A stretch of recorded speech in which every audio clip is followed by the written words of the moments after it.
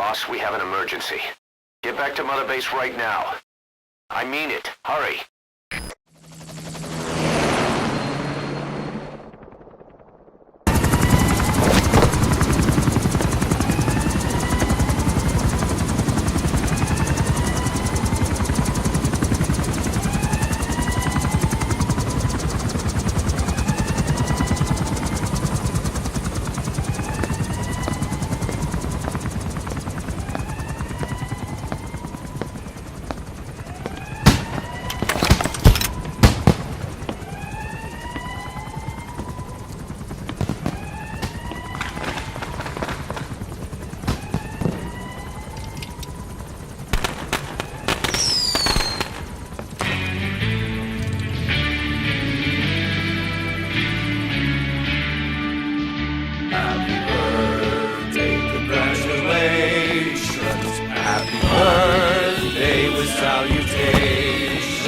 Happy birthday, may your sky stay blue.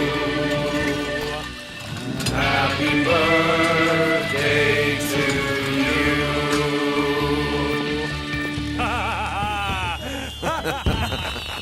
Happy birthday, boss.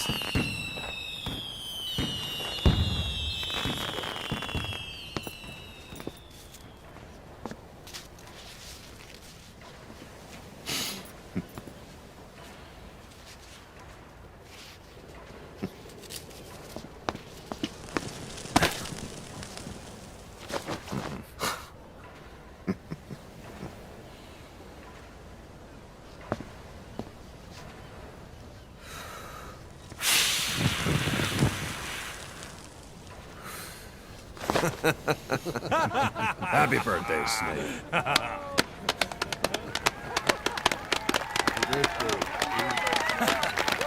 Happy birthday, boss.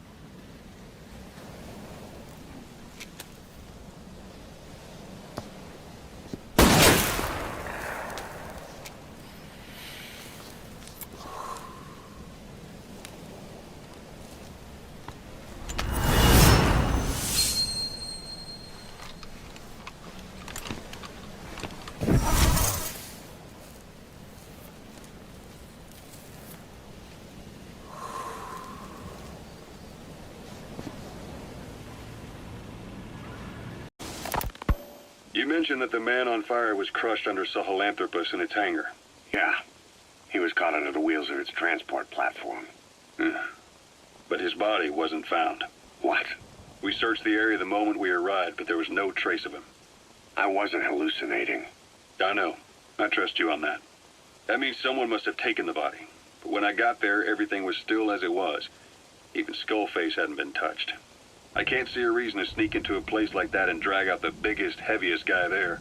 What are you getting at? The only option left is, he got up and walked away. That platform ran him over. Just ran him over. You're saying that's not enough? I don't want to believe it, but maybe not. He shrugs off bullets, even rocket strikes. There's no reason to think that would finish him. It seems ridiculous, but I'll start gathering eyewitness accounts just in case. If you dig up anything concrete, I want to know. You'll be the first, if I dig anything up. But I hope to hell I don't. No kidding.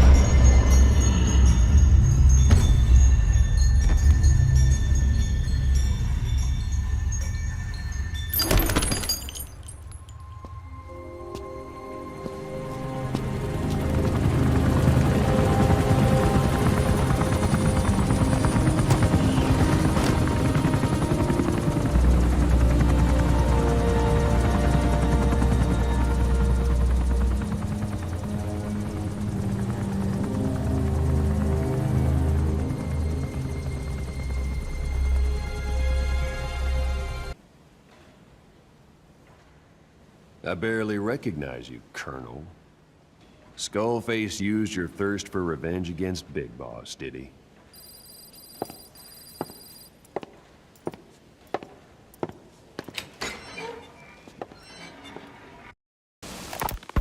Volgan, the GRU colonel, was burned alive with a Shagohod during Operation Snake Eater 20 years ago.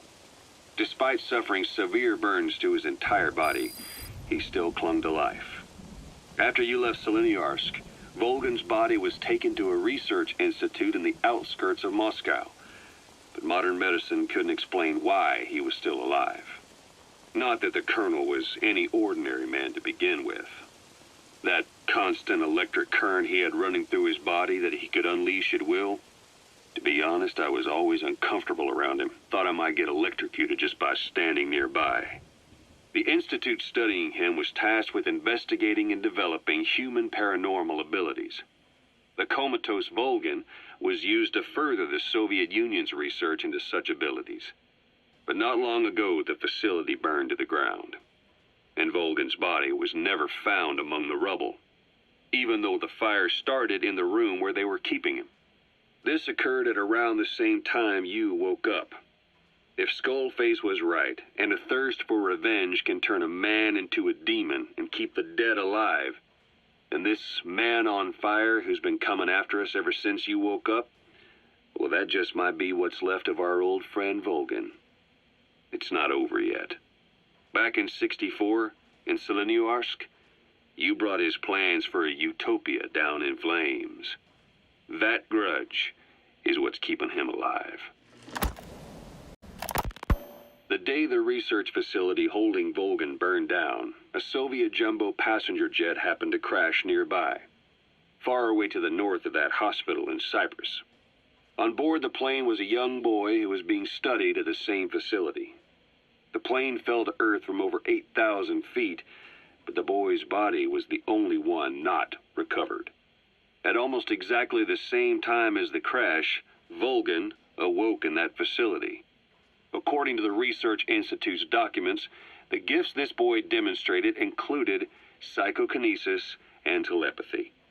To protect his mind from being inundated with other people's thoughts, he always wore a kind of gas mask.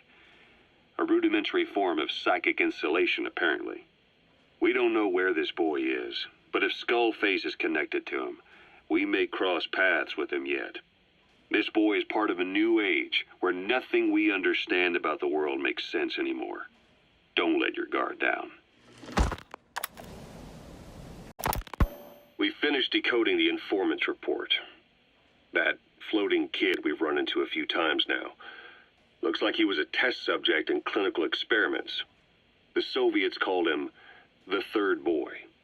The Third Boy was brought to a lab on the outskirts of Moscow from Czechoslovakia, after which he was due to be sent to a research center in Leningrad, then Siberia, and finally an academic town in Novosibirsk. It doesn't appear that the researchers witnessed the talents we've seen from him, but nevertheless he was quite the popular subject. His latent cognitive abilities suddenly awoke en route to Moscow. According to the report, the Third Boy was easily influenced by other individuals' biofields. Evil thoughts, in particular. They affected his mind like a virus. Extreme anger or resentment, motives for revenge, in other words. Now, during the transport flight to Moscow, the boy was exposed to a powerful mental energy field coming from a certain individual. Ever since, being conscious of his powers, he's become a sort of energy generator. What's unique about him is the way his acute telepathic abilities get taken over by another person's will. The boy began to physically parasitize individuals experiencing extreme anger and codify the host's desires. This includes amplifying the host's natural strengths. Or, in accordance with the host's desires, he can also implant program code in another individual, making them a puppet, essentially. Human neural synapses transmit weak electrical currents between neurons. These electrical currents, though at a level difficult to observe, warp the magnetic field outside the body. The Third Boy is able to pick up these weak fluctuations. Contrary to psychotronics, which involves controlling the human mind, his abilities as a receptor are too high. The emotions he picks up from another individual are amplified and unleashed into his body as they recur in his brain. They turn into microwaves, which then affect the physical world, triggering paranormal phenomena like the spontaneous combustion of organic matter or psychokinesis, moving an object without touching it. There's one other thing. While he's parasitizing a host, the boy's ego gets shut away, allowing the will of the host to take control of his powers, like some annoying static drowning out your own voice. That means he isn't responsible for what's been happening. Somebody's extreme anger has manifested through the third boy's powers in ways none of us could have predicted, which would mean this was going on somewhere around us. Looking back on it, a lot of things make sense now. The man on fire, Sahelanthropus, they both came to life thanks to the third boy's powers. Everything has been happening through him as a catalyst. We first saw him in the hospital on Cyprus. The boy parasitizing the man on fire's desire for revenge gave him his new abilities in return. He next appeared at the Hamid Fighters Fort where the honeybee was hidden. There, the boy parasitized Skullface's vengeful mind. He controlled Sahelanthropus, making it do whatever Skullface wanted. Same goes for when we extracted Emmerich onto the chopper. When he appeared at the Devil's House in Central Africa, Skullface's will controlled the man on fire via the third boy's powers. Everything is clear up to this point. But even the informant couldn't pinpoint who the host was in the cave within Serac power plant. Sahelanthropus suddenly became active, then crushed not only the man on fire, but Skullface as well. Surely neither of them could have been the host. Who else was at that location and bore anger more extreme than either of them? Whose will was controlling Sahelanthropus? According to the report, emotions transmitted in children's brains affect the surrounding magnetic field more strongly. Cerebral nerves are covered with insulation called myelin sheaths to increase impulse speed. The reason for this leakage has to do with the fact that children's myelin sheaths are still developing. So, how many children do you remember being there? Children with a burning desire for revenge and bearing a grudge against you. I can think of only one. Eli. We don't know what kind of life he's had, but the resentment he's shown toward adults is nothing short of extraordinary. The third boy resonated with Eli's mind. And that means Eli bore the strongest animosity of all individuals within the boy's reception range, estimated to be a 3-mile radius, beating out even Volgin and Skullface. The third boy has probably remained hooked on Eli's anger since. You remember at the Devil's House, the third boy showed an interest in Shabani? That must have been his ego making a rare appearance. He may possess abilities far beyond anyone else in the world, but he's still a kid. Maybe them both being kids was enough to bring them together. And if so, maybe with Eli, he isn't feeding off him, but acting in symbiosis with him. So what kick-started the third boy's powers? If we look at the location and time that his plane went down, we can make a pretty good guess. When the plane experienced the first anomaly, it gave an accurate report of its position to a control tower, due north of the Black Sea, 125 miles east of Kiev. Dead south on the Black Sea is Cyprus's Green Line. So the plane's position was directly north of the hospital where you'd been asleep for 9 years. And this anomaly was reported at exactly the same time that you woke up. The plane was enveloped in flame from the inside out. The fuselage burnt to ashes. There were no survivors, at least not publicly admitted. Your thoughts formed a synchronicity with the boy's psyche and were amplified inside his brain. That would have been more than enough to trigger his abilities. Your rage was like a big bang in his head, blowing the lid off his powers. The boy was then secretly moved to the lab outside of Moscow where Volgin was comatose. There, Volgin's thoughts resonated with the boy and he was awakened. Volgin became the man on fire, hell-bent on getting revenge on you. His instincts led him straight to you. Skullface knew Volgin from Operation Snake Eater, or perhaps from even before. Monitoring this pair of extraordinaries, he discovered the hospital and sent his assassin and XOF. Skullface was probably watching the situation from close by. Then, realizing how useful these two test subjects could be, he approached them. Reacting to Skullface's thirst for revenge, this time the boy let Skullface's will control Volgin. Volgin, at times driven by personal revenge, at times through Skullface's will, kept on moving, though his body was little more than dead meat. Perhaps there were moments where even your thoughts affected him as well. But without the boy's power, it was like the plug had been pulled from the socket. Everything was powered by anger, malice, revenge. This is how the end of the report sums things up. Both the third boy and the man on fire were originally test subjects of paranormal research for military applications, like telekinetically controlling the leader of an enemy nation and making him launch a nuke, or stopping the heart of someone on the wrong side of the Berlin Wall, experimenting with latent human abilities. They were used as tools of the Cold War. The boy's only crime was being born with unique gifts. But he was sacrificed on the altar of war. His life reduced to slavery under other people's wills. Turned into a living weapon with no will of his own. And eventually the only emotion he could feel must have been the desire to get revenge for the hand he'd been dealt. Boss, it's you that awakened the boy's powers. But there's more to it than that. I guess the anger emanating from you was something he could truly relate to.